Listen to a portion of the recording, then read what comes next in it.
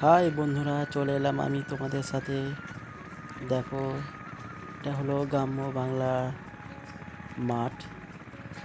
যেই মাঠে আমি এসেছি, দেখো নদীর জোয়ারের জলেতে দেখো এক প্রান্তে ভরে গেছে, আর এক প্রান্তে চাষিরা চাষ করা শুরু করেছে।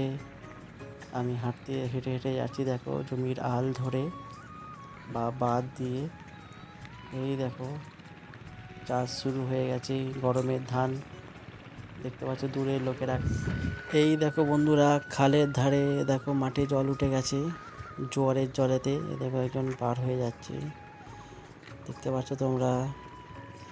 এদিকে চাষ হচ্ছে, চাষেতে দেখো জমি জমি সব ঠিক করা হচ্ছে, আর মাঠে দেখো কাজ করছে, দূরে কাজ করছে সবাই, দেখতে পাচ্ছ।